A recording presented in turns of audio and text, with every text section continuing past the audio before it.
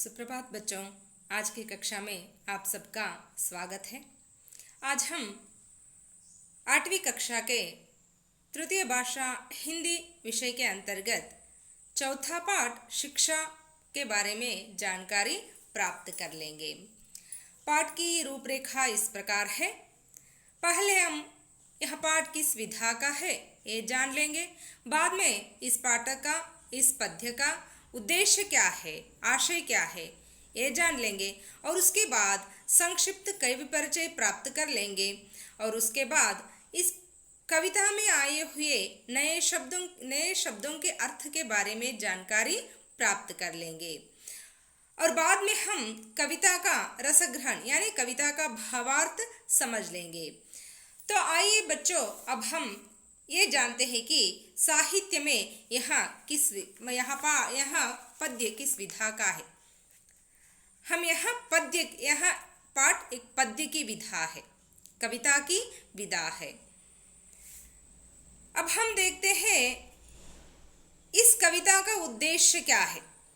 आप सभी जानते हैं ना कोई पाठ हो या कविता, एक उद्देश्य अवश्य रहता है। तो आइए अब हम देखते हैं इस कविता का उद्देश्य क्या है। इस कविता में कवि अनुभव के द्वारा शिक्षा प्राप्त करने के उदाहरण प्रस्तुत करते हैं। यानी कवि इस कविता में अनेक अनुभवों के द्वारा शिक्षा प्राप्त करने के लिए उदाहरण के द्वारा प्रस्तुतिकरण दिए हैं। क्योंकि हम सभी जानते हैं जो भी हम पढ़ते हैं या लिखते हैं या देखते हैं या सुनकर कुछ विषय का ज्ञान प्राप्त कर लेते हैं, वह सारा विषय कुछ दिनों के लिए या कुछ महीनों के लिए या कुछ वर्षों तक ही हमारे ज्ञान में रहता है, याद में रहता है। लेकिन अनुभव के द्वारा मिला हुआ ज्ञान, अनुभव के द्वारा प्राप्त किया हुआ ज्ञान हमारे अंत तक यानी जीवन के अंत तक हमारे याद में रहता है। इसलिए कवि अनुभव के द्वारा शिक्षा प्राप्त करने के लिए अनेक उदाहरण दिए हैं। ಮಕ್ಕಳೇ, ಈ ಕವಿತೆಯಲ್ಲಿ ಕವಿ ಅನುಭವದ ಮೂಲಕ ಪಾಠವನ್ನು ಕಲಿಯೋದು, ಅನುಭವದ ಮೂಲಕ ಶಿಕ್ಷಣವನ್ನು ಪಡೆಯುವುದಕ್ಕೆ ಅನೇಕ ಉದಾಹರಣೆಗಳನ್ನು ಕೊಟ್ಟಿದ್ದಾರೆ. ಯಾಕಂದರೆ ಯಾವುದೇ ಮನುಷ್ಯನಾಗಿರಲಿ, ಯಾವುದೇ ಜೀವಿ ಆಗಿರಲಿ, ಅನುಭವದ ಮೂಲಕ ಪಡೆದಂಥ ಜ್ಞಾನ ಆತನ ಕೊನೆಯ ಉಸಿರಿರುವವರೆಗೂ ಆತನ ನೆನಪಿನ ಅಂಗಳದಲ್ಲಿ ಅಚ್ಚಳಿಯದೆ ಉಳ್ಕೊಂಡಿರುತ್ತೆ. ಉದಾಹರಣೆಗೆ ಮಕ್ಕಳೇ, ನೀವೇ 1ನೇ ತರಗತಿಯಿಂದ 8ನೇ ತರಗತಿವರೆಗೂ ಬರುವವರೆಗೂ ಸಹ 1ನೇ ತರಗತಿಯಲ್ಲಿ ಆದಂಥ ಎಲ್ಲ ಪಾಠಗಳನ್ನು ನೆನಪಿಸಿಕೊಳ್ಳೋದಕ್ಕೆ ಹೇಳಿದಾಗ ನಿಮಗೆಲ್ಲ ಪಾಠಗಳು ನೆನಪಿಗೆ ಬಾರದೇ ಇರಬಹುದು. ಆದರೆ ಆ ಒಂದು ವರ್ಷದಲ್ಲಿ, ಆ ತರಗತಿಯಲ್ಲಿ ನಿಮ್ಮ ಮನಸ್ಸಿನ ಮೇಲೆ ಆಳವಾಗಿ ಪ್ರಭಾವ ಬೀರಿರುವಂಥ ಯಾವುದೋ ಒಂದು ಘಟನೆ ಅಚ್ಚಳಿಯದೆ ನಿನ್ನೆ ಮೊನ್ನೆ ನಡೆದಿರೋ ಹಾಗೆ ನೆನಪಿನಲ್ಲಿ ಉಳಿದಿರುತ್ತೆ. ಅದಕ್ಕೆ ಕಾರಣ ಅದರಿಂದ ನೀವು ಒಂದು ಹೊಸ ಪಾಠವನ್ನು ಸಹ ಕಲ್ತಿರ್ತೀರ. ಆ ಪಾಠವನ್ನು ನೀವು ಇಂದಿನವರೆಗೂ ಸಹ ಪಾಲಿಸ್ಕೊಂಡು ಅದನ್ನು ಅಳವಡಿಸ್ಕೊಂಡು ಬರ್ತಾ ಇರ್ತೀರ. ಅಂದರೆ ಅಂದು ಮಾಡಿದ ತಪ್ಪನ್ನು ನೀವು ಮತ್ತಾವತ್ತೂ ಸಹ ಮಾಡಿರೋದಕ್ಕೆ ಸಾಧ್ಯನೇ ಇಲ್ಲ. ಯಾಕೆಂದರೆ ನಿಮಗೆ ಆ ದಿನ ಅನುಭವದ ಮೂಲಕ ಆ ಪಾಠ, ಆ ಒಂದು ಸಂದರ್ಭ ಒಂದು ಹೊಸ ಪಾಠವನ್ನು ಕಲಿಸಿತ್ತು. ಹಾಗೆಯೇ ಇಲ್ಲಿ ಕವಿ ಈ ಅನೇಕ ಉದಾಹರಣೆಗಳ ಮೂಲಕ ಪಾಠಗಳನ್ನು ಕಲಿಯೋದು ಹೇಗೆ ಅನ್ನೋದನ್ನು ಉದಾಹರಣೆಗಳ ಮೂಲಕ ಇಲ್ಲಿ ಬಿಂಬಿಸ್ತಾ ಇದ್ದಾರೆ, ಪ್ರಸ್ತುತೀಕರಣವನ್ನು ಮಾಡ್ತಾ ಇದ್ದಾರೆ. जीवन में यश प्राप्ति के लिए अनेक प्रकार की मुसीबतों का सामना करना पड़ता है. इन्हें कवि यहाँ पर ये कहना चाहते हैं, मनुष्य यश प्राप्त करने के लिए, विजयशाली बनने के लिए कुछ न कुछ साधना करके दिखाने के लिए अनेक मुसीबतों का सामना करना पड़ता है. अगर वह व्यक्ति उन सारे मुसीबतों का सामना करके आगे बढ़ता है तो ही वहाँ उसे सफलता मिलती है. ಇಲ್ಲಿ ಕವಿ ಏನಪ್ಪ ಹೇಳೋದಕ್ಕೆ ಬಯಸ್ತಾ ಇದ್ದಾರೆ ಅಂದರೆ, ಪ್ರತಿಯೊಬ್ಬ ಮನುಷ್ಯನೂ ಸಹ ಜೀವನದಲ್ಲಿ ಯಶಸ್ವಿಯಾಗೋದಕ್ಕೆ ಅನೇಕ ಕಷ್ಟಗಳನ್ನು ದಾಟಬೇಕಾಗುತ್ತೆ, ಅನೇಕ ಕಷ್ಟಗಳನ್ನು ಎದುರಿಸಬೇಕಾಗುತ್ತೆ, ತೊಂದರೆಗಳನ್ನು ಎದುರಿಸಬೇಕಾಗುತ್ತೆ. ಯಾವ ಮನುಷ್ಯ ಎಲ್ಲ ತೊಂದರೆಗಳನ್ನು ಮೆಟ್ಟಿ ನಿಂತು ಎಲ್ಲ ಕಷ್ಟಗಳನ್ನು ಬಗೆಹರಿಸಿಕೊಂಡು ಮುಂದೆ ಸಾಗ್ತಾನೋ ಅವನು ಮಾತ್ರ ಯಶಸ್ವಿಯಾಗೋದಕ್ಕೆ ಸಾಧ್ಯ. बिना परिश्रम के हम कभी सुख प्राप्त नहीं कर सकते. ಯಾವುದೇ ಪರಿಶ್ರಮ ಇಲ್ದಂಗೆ, ಕಷ್ಟಪಡ್ದಂಗೆ ನಾವು ಸುಖವನ್ನು ಪಡೆಯೋದಕ್ಕೆ ಸಾಧ್ಯವೇ ಇಲ್ಲ. तो ये था इस कविता का उद्देश्य। आइए अब हम देखते हैं इस कविता के संक्षिप्त कवि परिचय की ओर। तो आप सभी जानते हैं ना इस कविता के कवि कौन है? हाँ बच्चों, इस कविता के कवि है ठाकुर गोपाल शरण सिंह। तो आइए अब हम इसके बारे में संक्षिप्त जानकारी प्राप्त कर लेते हैं।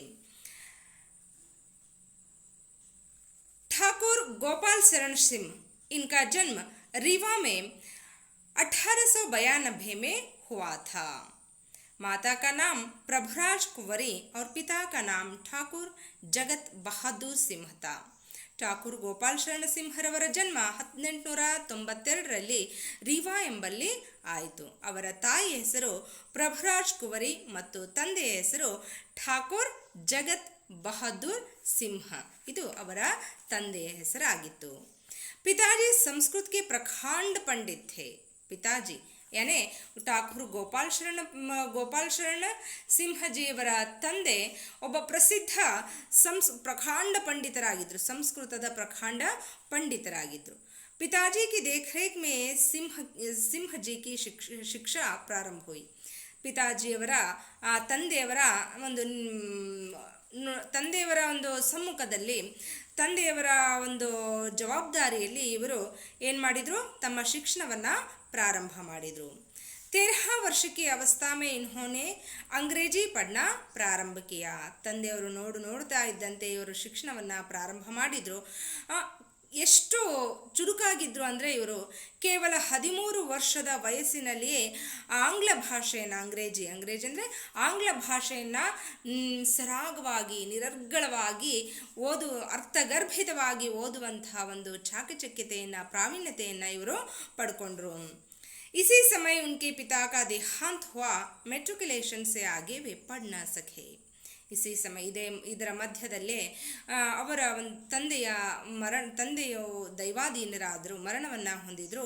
ಆದ್ದರಿಂದ ಇವರು ಮೆಟ್ರಿಕ್ಯುಲೇಷನ್ ಅಂದರೆ 10ನೇ ತರಗತಿಯವರೆಗೆ ಮಾತ್ರ ಇವರಿಗೆ ಓದೋದಕ್ಕೆ ಸಾಧ್ಯವಾಯಿತು. ಅವರ ತಂದೆ ಮರಣವನ್ನು ಹೊಂದಿದ ಕಾರಣಕ್ಕಾಗಿ ಇವರು ಅವರ ವಿದ್ಯಾಭ್ಯಾಸವನ್ನು ಅಲ್ಲಿಗೆ ಮೊಟಕುಗೊಳಿಸಬೇಕಾಯಿತು, ಅಲ್ಲಿಗೆ ನಿಲ್ಲಿಸಬೇಕಾಯಿತು. ಮುಂದೆ ಅವ್ರಿಗೆ ಓದೋದಕ್ಕೆ ಸಾಧ್ಯ ಆಗಲಿಲ್ಲ. इनकी भाषा सरल और ಬೋಲ್ಚಾಲ್ ಕಿ ಭಾಷಾ ಹೇ. ಇವರ ಭಾಷೆ ತುಂಬ ಸರಳವಾಗಿರುವಂತಹ ಭಾಷೆಯಾಗಿತ್ತು, ಆಡು ಭಾಷೆಯಾಗಿತ್ತು. ಮಹಾವೀರ್ ಪ್ರಸಾದ್ ದ್ವಿವೇದಿ ಕಾ ಪ್ರೋತ್ಸಾಹನ್ ಇನ್ಕೋ ಬಹುತ್ ಮಿಲಾ. ಮಹಾವೀರ್ ಪ್ರಸಾದ್ ದ್ವಿವೇದಿ ಅವರು ದೊಡ್ಡ ಸಾಹಿತಿಯಾಗಿದ್ದರು. ಅವರ ಒಂದು ಸಹಾಯ ಇವರಿಗೆ ತುಂಬಾ ಸಹಾಯ ಮಾಡ್ತಾ ಇದ್ರು. ಇವರಿಗೆ ಅವರ ಬೆಂಬಲ ಇವರಿಗೆ ಅಧಿಕವಾಗಿತ್ತು. ಸರಸ್ವತಿ ಪತ್ರಿಕಾ ಮೇ ಇನ್ಕಿ ಕವಿತಾಯೇ ಛಪನೆ ಲಗಿ. ಸರಸ್ವತಿ ಪತ್ರಿಕೆಯಲ್ಲಿ ಇವರ ಕವಿತೆಗಳು ಮುದ್ರಣಗೊಳ್ಳೋದಕ್ಕೆ ಪ್ರಾರಂಭವಾದವು. ಜಗದಾಲೋಕ್ ಇನ್ಕಾ ಮಹಾಕಾವ್ಯ ಹೇ. ಜಗದಾಲೋಕ್ ಇವರು ರಚಿಸಿರುವಂತಹ ಇವರಿಗೆ ಪ್ರಖ್ಯಾತಿಯನ್ನು ತಂದುಕೊಟ್ಟಿರುವಂತಹ ಮಹಾಕಾವ್ಯವಾಗಿದೆ. ಮಾಧವಿ, ಮಾನವಿ, ಕಾದಂಬಿನಿ, ಜ್ಯೋತಿಷ್ಮತಿ, ಸಂಚಿತ, ಸುಮನ್, ವಿಶ್ವಗೀತ್ और ಗ್ರಾಮಿಕಾ ಇನ್ಕೆ ಮುಕ್ತ ಕಾವ್ಯ ಹೇ. ಇವೆಲ್ಲ ಇವರ ಮುಕ್ತ ಕಾವ್ಯಗಳು. ಮುಕ್ತ ಕಾವ್ಯ ಅಂದರೆ ಯಾವುದೇ ಛಂದಸ್ಸಿನ ನಿಯಮಗಳಿಗೊಳಗಾಗದೆ ಮುಕ್ತವಾಗಿರುವಂತಹ ಕಾವ್ಯಗಳು. ಅಂದರೆ ಛಂದಸ್ಸಿನ ಒಂದು ನಿಯಮಗಳೇನಿರ್ತಾವಲ್ಲ, ನಾವು ಕಬೀರ್ ಕೆ ದೋಹೆ, ರಹೀಂ ಕೆ ದೋಹೆ, ಈ ದೋಹೆಗಳಲ್ಲೆಲ್ಲ ನಾವು ಆ ನಿಯಮಗಳನ್ನು ಕಾಣ್ತೀವಿ. ಆದರೆ ಇವರು ಬರೆದಿರುವಂತಹ ಠಾಕೂರ್ ಗೋಪಾಲ್ ಶರಣ ಸಿಂಹರವರು ರಚನೆ ಮಾಡಿರುವಂತಹ ಕವಿತೆಗಳಲ್ಲಿ ಆ ಛಂದಸ್ಸಿನ ಯಾವುದೇ ನಿಯಮಗಳು ಇರೋದಿಲ್ಲ. ಮುಕ್ತವಾಗಿ ಸ್ವತಂತ್ರವಾಗಿರುವಂತಹ ಪದ್ಯಗಳು, ಕವಿತೆಗಳಾಗಿದ್ವು ಇವರು ರಚನೆ ಮಾಡಿರುವಂತಹ ಕವಿತೆಗಳು. ಗ್ರಾಮಿಕಾ और ಜಗದಾಲೋಕ್ ಉತ್ತರ ಪ್ರದೇಶ ಸರ್ಕಾರ ಸೇ ಪುರಸ್ಕೃತ ಹೇ. ಗ್ರಾಮಿಕಾ ಮತ್ತು ಜಗದಾಲೋಕ್ ಅನ್ನೋ ಮುಕ್ತ ಕಾವ್ಯಗಳು ಇವರ ಉತ್ತರ ಪ್ರದೇಶದ ಸರ್ಕಾರದಿಂದ ಪುರಸ್ಕೃತಗೊಂಡಿರುವಂತಹ, ಪ್ರಶಸ್ತಿಯನ್ನು ಪಡೆದುಕೊಂಡಿರುವಂತಹ ಮಹಾನ್ ಸಂಕಲನಗಳಾಗಿದ್ವು, ರಚನೆಗಳಾಗಿದ್ವು. तो ये था इनके संक्षिप्त कवि परिचय. ಠಾಕೂರ್ ಗೋಪಾಲ್ ಶರಣ ಸಿಂಹ जी ಅವರ संक्षिप्त कवि परिचय इदागित्तु. तो आइए बच्चों, अब हम देखते हैं इस कविता में आए हुए नए शब्द या कठिन शब्दों के अर्थों को. तो पहली पंक्ति में आए हुए कठिन शब्द के बारे में यानी नए शब्दों के बारे में हम जान लेंगे. तो पहली पंक्ति में आया हुआ नए शब्द कौन सा है? दुनिया. इसका अर्थ होता है संसार, जगत. ಕನ್ನಡದಲ್ಲಿಯೂ ಸಹ ನಾವು ಜಗತ್ತು ವಿಶ್ವ ಅಂತ ಇದನ್ನು ಅರ್ಥೈಸಿಕೊಳ್ಳಬಹುದು. ಲಘು इस शब्द का अर्थ होता है छोटा. ಈ ಪದದ ಅರ್ಥ ಕನ್ನಡದಲ್ಲಿ ಚಿಕ್ಕದು ಅಥವಾ ಸಣ್ಣದು ಎಂದಾಗುತ್ತೆ. पहली पंक्ति में आए हुए नए शब्दों के साथ साथ आए हुए विलोम शब्दों के बारे में भी हम जानकारी प्राप्त कर लेंगे. तो पहली पंक्ति में आए हुए विलोम शब्द कौन कौन से हैं? हाँ बच्चों, आपने बिल्कुल ठीक कहा है. तो हंसना, इसका विलोम शब्द क्या होता है? रोना. बढ़ना, इसका विलोम शब्द क्या होता है? ठीक है, आपने बिल्कुल ठीक कहा. बढ़ना शब्द का विलोम शब्द घटना होता है और गिरना शब्द का विलोम शब्द उठना. ये थे पहली पंक्ति में आए हुए नए शब्द और विलोम शब्द. तो आइए अब हम देखते हैं दूसरी पंक्ति में कौन कौन से नए शब्द आए हैं और विलोम शब्द है. चंग, इसका अर्थ होता है पतंग.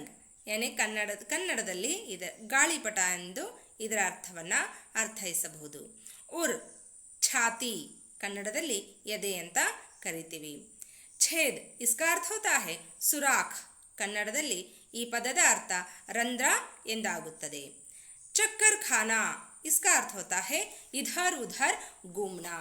ಇದರ ಅರ್ಥ ಕನ್ನಡದಲ್ಲಿ ಆ ಕಡೆ ಈ ಕಡೆ ಸುತ್ತಾಡುವುದು, ತಿರುಗುವುದು ಎಂದಾಗುತ್ತದೆ. इस पंक्ति में आए हुए विलोम शब्द के बारे में भी हम जान लेंगे. चढ़ना, इसका विलोम शब्द होता है उतरना. अपना, इसका विलोम शब्द होता है पराया. तो ये थे बच्चों इस कविता की दूसरी पंक्ति में आए हुए नए शब्द और विलोम शब्द. तो आइए अब हम देखते हैं अंतिम पंक्ति में, तीसरा पंक्ति में आए हुए नए शब्द कौन कौन से हैं.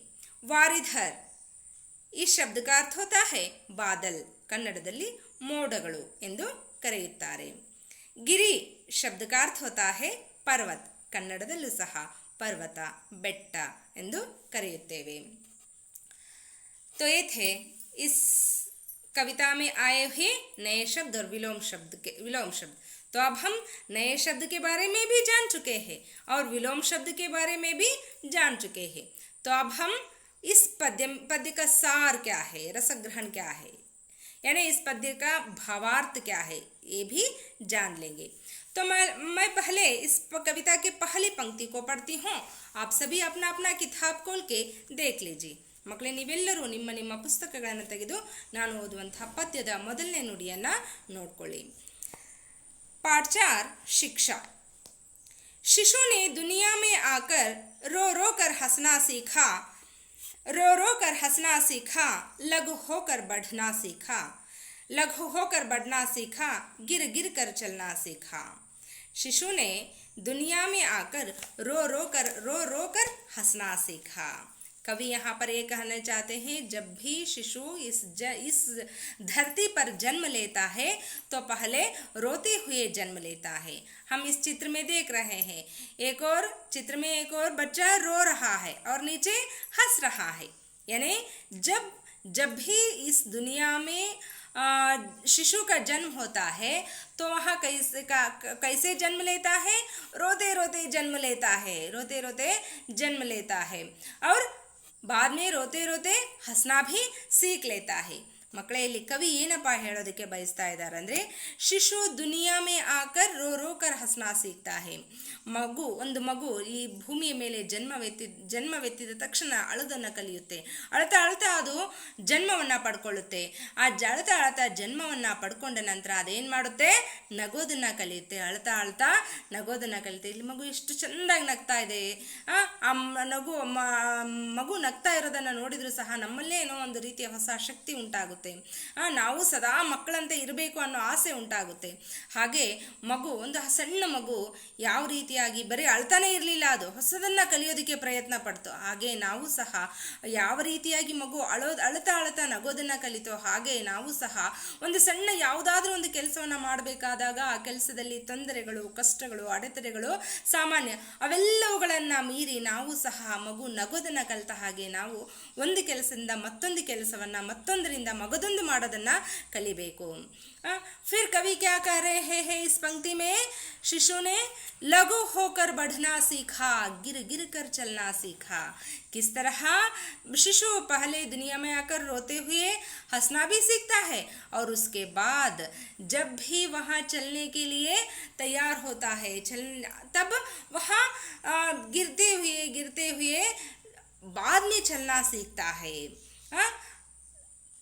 ಇಲ್ಲಿ ಕವಿ ಏನಪ್ಪ ಹೇಳೋದಕ್ಕೆ ಇಷ್ಟಪಡ್ತಾ ಇದ್ದಾರೆ ಅಂದರೆ, ಒಂದು ಮಗು ಜನ್ಮವೆತ್ತಿದ ತಕ್ಷಣ ಅಳ್ತಾ ಅಳ್ತಾ ನಗೋದನ್ನು ಹೇಗೆ ಕಲಿಯುತ್ತೋ ಹಾಗೆ ಆ ಮಗು ಮೊದಲ ಬಾರಿಗೆ ನಡೆಯುವಂಥ ಸಂದರ್ಭದಲ್ಲಿ ಅಂಬೆಗಾಲನ್ನು ಇಡ್ತಾ ನಿಧಾನವಾಗಿ ಯಾವುದಾದ್ರೂ ಒಂದು ವಸ್ತುಗಳನ್ನು ಹಿಡ್ಕೊಂಡು ಏನು ಮಾಡುತ್ತೆ, ನಡೆಯೋದನ್ನು ಕಲಿತೆ. ಈ ಚಿತ್ರದಲ್ಲಿ ನಾವು ನೋಡ್ತಾ ಇದ್ವಿ, ಆ ಮಗು ತನ್ನ ಎರಡೂ ಕೈಗಳಿಂದ ಕಾಲುಗಳಿಂದ ಅಂದರೆ ಅಂಬೆಗಾಲಿಡ್ತಾ ಮುಂದೆ ಸಾಗೋದಕ್ಕೆ ಪ್ರಯತ್ನ ಪಡ್ತಾ ಇದೆ. ಆ ಮಗು ಮಲ್ಗೆ ಇರಲಿಲ್ಲ, ಬೇರೆಯವರು ನಡೆಯೋದನ್ನು ನೋಡಿ ನಾನು ನಡಿಬೇಕು ಅನ್ನೋ ಒಂದು ಹಂಬಲದಿಂದ ಅದೇನು ಮಾಡ್ತಾ ಇದೆ, ಹೊಸದನ್ನು ಕಲಿಯೋದಕ್ಕೆ ಪ್ರಯತ್ನ ಪಡ್ತಾ ಇದೆ. ಹೇಗೆ ಅಳ್ತಾ ಅಳ್ತಾ ನಗೋದನ್ನು ಕಲಿತೋ, ತನ್ನ ತಂದೆ ತಾಯಿಗಳನ್ನು ಮನೆಯವರನ್ನು ಗುರುತಿಸೋದನ್ನು ಕಲಿತೋ, ಹಾಗೆಯೇ ಆ ಮಗು ನಡೆಯೋದನ್ನು ಸಹ ಕಲಿತು. ಪ್ರಾರಂಭದಲ್ಲಿ ಅದು ನಡಿಬೇಕಾದಾಗ ಒಂದೇ ಸಲಕ್ಕೆ ತಕ್ಷಣಕ್ಕೆ ನಡೀಲಿಕ್ಕೆ ಸಾಧ್ಯ ಆಗಲಿಲ್ಲ. ಅದಕ್ಕೆ ಆ ರೀತಿ ಸ್ವಚ್ಛಂದವಾಗಿ ನಿರ್ಭಯವಾಗಿ ತಾನೊಬ್ಬನೇ ನಡಿಬೇಕು ಅಂದಾಗ ಅದು ಸುಮಾರು ಸಲ ಬಿದ್ದು ಗಾಯಗಳನ್ನು ಮಾಡಿಕೊಂಡು ನಡೆಯೋದನ್ನು ಕಲಿತು. ಹಾಗೆ ಮಕ್ಕಳೇ, ಈ ಸೃಷ್ಟಿಯಲ್ಲಿ ಯಾವುದೇ ಕೆಲಸಗಳು ಸಹ ಒಂದೇ ಸಲಕ್ಕೆ ಸುಲಭವಾಗಿ ಯಶಸ್ವಿ ಆಗೋದಕ್ಕೆ ಸಾಧ್ಯ ಇಲ್ಲ. ಸುಲಭವಾಗಿ ಆ ಕೆಲಸಗಳು ಕಾರ್ಯಗತವಾಗೋದಕ್ಕೂ ಸಹ ಸಾಧ್ಯವಿಲ್ಲ. ಯಾವುದೇ ಒಂದು ಕೆಲಸ ನಿರ್ವಿಘ್ನವಾಗಿ ನಡಿಬೇಕಂದ್ರೆ ಅದಕ್ಕೆ ಅನೇಕ ಅಡೆತಡೆಗಳು ಬಂದಿರ್ತವೆ. ಅವೆಲ್ಲವುಗಳನ್ನು ಮೆಟ್ಟಿ ನಿಂತು ನಾವು ಅನುಭವದ ಮೂಲಕ ನಾವು ಅಂದರೆ ಆ ಕೆಲಸಗಳನ್ನು ಮಾಡಿದಾಗ ನಾವು ತಪ್ಪುಗಳು ಸಂಭವಿಸಿದಾಗ ಅದರಿಂದ ಒಂದು ಹೊಸ ಪಾಠವನ್ನು ಕಲಿತಿರ್ತೀವಿ. ಆ ತಪ್ಪುಗಳನ್ನು ನಾವು ಮರುಕಳಿಸದೇ ಇರುವ ಹಾಗೆ, ಅಂದರೆ ಆ ಮಗು ನಡೆಯೋದಕ್ಕೆ ಪ್ರಾರಂಭ ಮಾಡಿದಾಗ ತಕ್ಷಣಕ್ಕೆ ತಾನೊಂದೇ ನಡೆಯೋದಕ್ಕೆ ಹೋದಾಗ ಏನು ಮಾಡಿತ್ತದು, ಬಿದ್ದು ಹೋಗಿತ್ತು. ಆ ಅನುಭವದಿಂದ ಅದೇನು ಮಾಡುತ್ತೆ, ತನ್ನೊಬ್ಬನಿಂದ ನಡೆಯೋದಕ್ಕೆ ಸಾಧ್ಯ ಇಲ್ಲ ಅಂದ್ಕೊಂಡು ಮನೆಯಲ್ಲಿರುವಂತಹ ಸಣ್ಣ ಪುಟ್ಟ ಚೇರ್ಗಳನ್ನು ಅಥವಾ ಗೋಡೆಯ ಸಹಾಯದಿಂದ ನಡೆಯೋದಕ್ಕೆ ಪ್ರಯತ್ನ ಪಡ್ತಾ ಇತ್ತು. ಆ ರೀತಿ ಪ್ರಯತ್ನ ಪಟ್ಟು ಎಷ್ಟೋ ದಿನದ ಪ್ರಯತ್ನದ ನಂತರ ಅದು ಸ್ವತಂತ್ರವಾಗಿ ತಾನೊಬ್ಬನೇ ನಡೆಯೋದಕ್ಕೆ ಸಾಧ್ಯ ಆಗಿರುತ್ತೆ. ಹಾಗೆ ನಾವು ಸಹ ಅಂದರೆ ಯಾವಾಗ ಮಗು ಒಂದು ಸಲ ತಾನೊಬ್ಬನೇ ನಡೆಯೋದಕ್ಕೆ ಹೋದಾಗ ಬೀಳ್ತೋ ಆ ತಪ್ಪನ್ನು ಅದು ಮತ್ತೆ ಮರುಕಳಿಸಲಿಲ್ಲ. ಅದಕ್ಕಾಗಿ ಬೇರೊಂದು ವಸ್ತುವಿನ ಸಹಾಯವನ್ನು, ಅಣ್ಣನ ಸಹಾಯವನ್ನು, ಅಕ್ಕನ ಸಹಾಯವನ್ನು ಅಥವಾ ಅಪ್ಪ ಅಮ್ಮಂದಿರ ಸಹಾಯವನ್ನು ಪಡ್ಕೊಂಡು ಅದು ನಡೆಯೋದನ್ನು ಕಲಿತು. ಹಾಗೆ ನಾವು ಸಹ ನಾವು ಮಾಡಿರುವಂಥ ಯಾವುದೇ ಒಂದು ಕೆಲಸವನ್ನು ತೆಗೆದುಕೊಂಡು ಆ ಕೆಲಸದಲ್ಲಿ ಮುನ್ನುಗ್ಗಿದಾಗ ನಾವು ಒಂದು ಸಲ ಮಾಡಿರುವಂಥ ತಪ್ಪನ್ನು ಪುನಃ ಮಾಡದೆ, ಯಾಕಂದರೆ ಆ ಒಂದು ತಪ್ಪಿನಿಂದ ನಮ್ಮ ಗುರಿ ಮುಟ್ಟೋದ್ರಲ್ಲಿ ಅಥವಾ ನಾವು ಯಶಸ್ವಿ ಆಗೋದ್ರಲ್ಲಿ ವಿಫಲರಾಗಿರ್ತೀವಿ. ಆ ವಿಫಲತೆಗೆ ಕಾರಣ ನಾವು ಮಾಡಿರುವಂಥ ತಪ್ಪುಗಳು, ಎಡವಟ್ಟುಗಳಾಗಿರ್ತವೆ. ಹಾಗಾಗಿ ಆ ತಪ್ಪನ್ನು ಮುಂದೆ ಮತ್ತೊಂದು ಸಲ ಮಾಡದೇ ಇರುವಂತಹ ರೀತಿಯಲ್ಲಿ ನಾವೇನು ಮಾಡಬೇಕು, ಎಚ್ಚರಿಕೆಯನ್ನು ವಹಿಸಬೇಕು. ಎಚ್ಚರಿಕೆಯನ್ನು ವಹಿಸಿ ಮಗು ಯಾವ ರೀತಿಯಾಗಿ ನಡೆಯೋದನ್ನು ಕಲಿತೋ ಅದೇ ರೀತಿಯಾಗಿ ನಾವು ಸಹ ಯಶಸ್ವಿ ಆಗೋದನ್ನು, ತಪ್ಪುಗಳನ್ನು ಮರುಕಳಿಸದೇ ಇರುವ ಹಾಗೆ ನೋಡ್ಕೊಳ್ಳೋದನ್ನು. ಯಾಕಂತಂದರೆ ಮುಂದೆ ನಮ್ಮ ಗುರಿ ಇದ್ದಾಗ ಹಿಂದೆ ನಾವು ಮಾಡಿರುವಂಥ ತಪ್ಪುಗಳನ್ನು ನಾವು ನೆನಪಿಸ್ಕೊಳ್ಳುವಂಥ ಭಾವನೆಯನ್ನು ಇಟ್ಕೊಳ್ಬೇಕು ಮತ್ತು ಆ ತಪ್ಪುಗಳನ್ನು ಸ್ವೀಕರಿಸುವಂಥ ಮನೋಭಾವವನ್ನು ನಾವು ಬೆಳೆಸ್ಕೊಳ್ಬೇಕು. ಯಾವ ಮನುಷ್ಯ ಮಾಡಿರುವಂಥ ತಪ್ಪನ್ನು ಒಪ್ಕೊಂಡು ಅದನ್ನು ತಿದ್ದುಕೊಳ್ಳೋದಕ್ಕೆ ಪ್ರಯತ್ನ ಪಡ್ತಾನೋ ಅವನು ಮಾತ್ರ ಯಶಸ್ವಿ ಆಗೋದಕ್ಕೆ ಸಾಧ್ಯವಾಗುತ್ತೆ. ಇದನ್ನೇ ಕವಿ ಇಲ್ಲಿ ಆ ಮಗುವಿನ ಉದಾಹರಣೆಯನ್ನು ಕೊಡೋದ್ರ ಮೂಲಕ ಯಾವುದೇ ಕೆಲಸವೂ ಸಹ ಸುಲಭ ಅಲ್ಲ, ಕಲಿತ ಮೇಲೆ ಎಲ್ಲವೂ ಸುಲಭ. ಆದ್ದರಿಂದ ಯಾವುದೇ ವಿದ್ಯೆಯೂ ಬ್ರಹ್ಮವಿದ್ಯೆ ಅಲ್ಲ, ಅದನ್ನು ಕಲಿಯೋ ತನಕ ಮಾತ್ರ ಅದು ಬ್ರಹ್ಮವಿದ್ಯೆ. ಕಲಿತಾದ್ಮೇಲೆ ಅದು ನಮಗೆ ತುಂಬ ಸುಲಭವಾಗುತ್ತೆ. ಬಾಳೆಹಣ್ಣನ್ನು ಎಷ್ಟು ಸುಲಭವಾಗಿ ನಾವು ಸಿಪ್ಪೆಯನ್ನು ಸುಲಿದು ತಿನ್ಬೋದು ಅಷ್ಟೇ ಸುಲಭ ಆಗಿರುತ್ತೆ. ಆದರೆ ಅದು ಕಲಿತಾದ ನಂತರ ಅದರಿಂದ ವಿಷಯಗಳನ್ನು ಕಲಿಯೋದಕ್ಕೆ ನಾವು ಮಗುವಿನ ಹಾಗೆ ಪ್ರಯತ್ನ ಪಡ್ತಾ ಇರಬೇಕು. ಯಾಕಂದರೆ ಆ ಮಗು ನಿರಂತರವಾದ ಪ್ರತಿನಿತ್ಯದ ಪ್ರಯತ್ನದ ಸತತ ಪ್ರಯತ್ನದಿಂದ ಮಾತ್ರ ನಡೆಯೋದಕ್ಕೆ ಕಲಿತದ್ದು, ಮಾತನಾಡೋದಕ್ಕೆ ಕಲಿತದ್ದು. ಹಾಗೆ ನಮ್ಮ ಪ್ರಯತ್ನವೂ ಸಹ ಸತತವಾಗಿರಬೇಕು, ನಿರಂತರವಾಗಿರಬೇಕು. ನಿರಂತರವಾದ ಪರಿಶ್ರಮದ ಫಲ ಯಾವಾಗಲೂ ಸಿಹಿಯಾಗಿರುತ್ತೆ ಅನ್ನೋದನ್ನು ಇಲ್ಲಿ ಕವಿ ಹೇಳೋದಕ್ಕೆ ಇಷ್ಟಪಡ್ತಾ ಇದ್ದಾರೆ. तो ये था इस कविता के पहले पंक्ति. यानी हम अंत में कह सकते हैं कि शिशु इस दुनिया में आकर रो रो कर हंसने को सीखा है और छोटा होकर ही बड़ा हुआ है, ಗಿರ್ಕರ್ ही वही सही ढंग से चलने को सीखा है. ನಾವು ಕೊನೆಯಲ್ಲಿ ಏನಪ್ಪ ಹೇಳ್ಬೋದು ಈ ಪದ್ಯ ಮೊದಲನೇ ಒಂದು ನುಡಿಯ ಒಂದು ತಾತ್ಪರ್ಯ ಏನಪ್ಪ ಅಂದರೆ, ಒಂದು ಮಗು ಈ ಪ್ರಪಂಚದಲ್ಲಿ ಬಂದಾದಮೇಲೆ ಈ ಭೂಮಿಯ ಮೇಲೆ ಜನ್ಮವನ್ನು ಎತ್ತಿದಾಗ ಅಳ್ತಾ ಅಳ್ತಾ ನಗೋದನ್ನು ಕಲಿತು. ಚಿಕ್ಕಂದ್ರಿಂದಲೇ ಅದು ದೊಡ್ಡದಾಗಿದ್ದು. ಅಂದರೆ ಈ ಮನುಷ್ಯ ಯಾವುದೇ ಕೆಲಸವನ್ನು ಚಿಕ್ಕದು ಸಣ್ಣದು ಅಂದ್ಕೊಳ್ದೇ ಎಲ್ಲ ಕೆಲಸವನ್ನು ಸಮಾನ ಮನಸ್ಥಿತಿಯಿಂದ ಮಾಡೋದನ್ನು ಕಲಿಬೇಕು. ಯಾವ ಕೆಲಸದೂ ಚಿಕ್ಕದಲ್ಲ, ಯಾವ ಕೆಲಸವೂ ಸಹ ದೊಡ್ಡದಲ್ಲ. ನಾವು ನಮ್ಮ ಮನಸ್ಸನ್ನು ವಿಶಾಲಗೊಳಿಸ್ಕೊಳ್ಬೇಕು. ನಾವು ಯೋಚನೆ ಮಾಡುವಂಥ ರೀತಿಯನ್ನು ಬದಲಾಯಿಸ್ಕೊಳ್ಬೇಕು. ಚಿಕ್ಕದ್ರಿಂದಲೇ ದೊಡ್ಡದನ್ನು ಕಾಣೋದಕ್ಕೆ ಸಾಧ್ಯ, ಚಿಕ್ಕದ್ರಿಂದಲೇ ದೊಡ್ಡ ಸಾಧನೆಯನ್ನು ಮಾಡೋದಕ್ಕೆ ಸಾಧ್ಯ. ಗಿರ್ಕರ್ ಹಿ ವಹ ಸಹಿ ಢಂಗ್ ಸೇ ಚಲನೆ ಕೋ ಸೀಖಾ. ಅಂದರೆ ನಡೆದೇ ಅದು ಅಂದರೆ ಬಿದ್ದೇ ಅದು ನಡೆಯೋದನ್ನು ಕಲಿಯೋದಕ್ಕೆ ಯಾವುದೇ ಮಗು ಆಗಿರಲಿ ಒಂದು ಸಲನೂ ಕೆಳಗೆ ಬೀಳ್ದೇನೆ ನಡೆಯೋದನ್ನು ಕಲ್ತಿರೋದಕ್ಕೆ ಸಾಧ್ಯವೇ ಇಲ್ಲ. ಪ್ರತಿಯೊಂದು ಮಗುವು ಸಹ ಕೆಳಗೆ ಬಿದ್ದು ಆಮೇಲೆ ನಡೆಯೋದನ್ನು ಕಲ್ತಿರುತ್ತೆ. ಹಾಗೆ ಪ್ರತಿಯೊಬ್ಬ ಮನುಷ್ಯನೂ ತಪ್ಪುಗಳನ್ನು ಮಾಡಲೇಬೇಕು. ಆದರೆ ಆ ತಪ್ಪುಗಳನ್ನು ಜೀವನದಲ್ಲಿ ಮತ್ತೆ ಮರುಕಳಿಸಿದ ಹಾಗೆ ನೋಡ್ಕೊಳ್ಳೋನೇ ಜಾಣ, ಬುದ್ಧಿವಂತ. हिंदी में एक कहावत है, एक कहते हैं कि जो भी मनुष्य के जीवन में अगर वहाँ भूल ही नहीं, ಅಂದರೆ ಇಲ್ಲಿ ಕವಿ ಅಂದರೆ ಹಿಂದಿಲಿ ಒಂದು ಮಾತನ್ನು ಹೇಳ್ತಾರೆ. ಏನಪ್ಪ ಅಂತಂದರೆ, ಯಾವ ಮನುಷ್ಯ ತಪ್ಪುಗಳನ್ನು ಮಾಡೋದೇ ಇಲ್ಲ, जो भी मनुष्य उनके जीवन में गलती ही नहीं किया है तो वह कुछ नया करने का कोशिश ही नहीं किया है. ಅಂದರೆ ಮಕ್ಕಳೇ, ಯಾವ ಮನುಷ್ಯ ತನ್ನ ಜೀವನದಲ್ಲಿ ತಪ್ಪುಗಳನ್ನು ಮಾಡಿಲ್ಲ ಅಂತನೋ ಅವನು ಹೊಸದನ್ನು ಮಾಡೋದಕ್ಕೆ ಪ್ರಯತ್ನನೇ ಪಟ್ಟಿಲ್ಲ ಅಂತ ಅರ್ಥ. ಅಂದರೆ ನಾವು ಆ ರೀತಿ ನಿರರ್ಥಕವಾದ ಸಪ್ಪೆ ಜೀವನವನ್ನು ಬದುಕೋದಕ್ಕಿಂತ ಹೊಸದನ್ನು ಕಲಿಯೋದಕ್ಕಾಗಿ ಹೊಸ ಹೊಸ ಅನುಭವಗಳನ್ನು ಪಡಿತಾ, ಹೊಸ ಹೊಸ ಕೆಲಸಗಳನ್ನು ಮಾಡ್ತಾ, ಹೊಸದಾಗಿ ಕಲಿತಾ, ಹೊಸದಾಗಿ ಸಾಧನೆಯನ್ನು ಮಾಡ್ತಾ ನಾವು ಬೆಳೆಯೋದನ್ನು ನೋಡಬೇಕು, ಬೆಳೆಯೋದನ್ನು ಕಲಿಬೇಕು. ಇದನ್ನೇ ಇಲ್ಲಿ ಈ ಪದ್ಯದಲ್ಲಿ ಕವಿ ಹೇಳ್ತಾ ಇರೋದು. तो ये थे इस कविता के पहली पंक्ति का भावार्थ. तो अब हम दूसरी पंक्ति में क्या दिए हैं, इस दूसरी पंक्ति का भावार्थ क्या है ये भी जान लेंगे. तो मैं कविता की दूसरी पंक्ति पढ़ती हूँ. बच्चों, आप अपने अपने किताब में देख लीजिए. ಮಕ್ಕಳೇ, ನಾನು ಈ ಪದ್ಯದ ಎರಡನೇ ನುಡಿಯನ್ನು ಓದ್ತಾ ಇದ್ದೀನಿ. ನೀವು ನಿಮ್ಮ ಪುಸ್ತಕದಲ್ಲಿ ಸರಿಯಾಗಿ ಅದನ್ನು ನೋಡ್ಕೊಳ್ಳಿ. कितने ही चक्कर खाकर चंगों ने चढ़ना सीखा, और छेद कर अपना मुरली ने गाना सीखा. और छेद कर अपना मुरली ने गाना सीखा. कितना अच्छा कविता है. ಇಲ್ಲಿ ಕವಿ ಏನಪ್ಪ ಹೇಳ್ತಾ ಇದ್ದಾರೆ ಅಂದರೆ, कितने ही चक्कर खाकर चंगों ने चढ़ना सीखा. हम इस चित्र में देख रहे हैं कितना सारे पतंग है. यह पतंग एक ही बार में आकाश में उड़ नहीं सकता है. आकाश तक पहुंचने के लिए कितनी बार चक्कर खाकर नीचे गिरे रहते हैं. अंत में वह क्या होता है, आकाश में उड़ सकता है. ಇಲ್ಲಿ ಕವಿ ಏನಪ್ಪ ಹೇಳ್ತಾ ಇರೋದಂದ್ರೆ, ಕಿತನೆ ಹಿ ಚಕ್ಕರ್ ಖಾಕರ್ ಚಂಗೋನೆ ಚಡನಾ ಸೀಖಾ. ಒಂದು ಗಾಳಿಪಟ ಆಕಾಶದೆತ್ತರಕ್ಕೆ ಹಾರಬೇಕು ಅಂದರೆ ಅದು ತಕ್ಷಣಕ್ಕೆ ಒಂದೇ ಸಲ ಮಗು ಗಾಳಿಪಟವನ್ನು ತೆಗೆದುಕೊಂಡು ಆ ಸೂತ್ರವನ್ನು ಹಿಡ್ಕೊಂಡು ಎತ್ತರವಾದ ಸ್ಥಳದಲ್ಲಿ ನಿಂತ ತಕ್ಷಣ ಅದು ಮೇಲೆ ಹಾರೋದಿಲ್ಲ.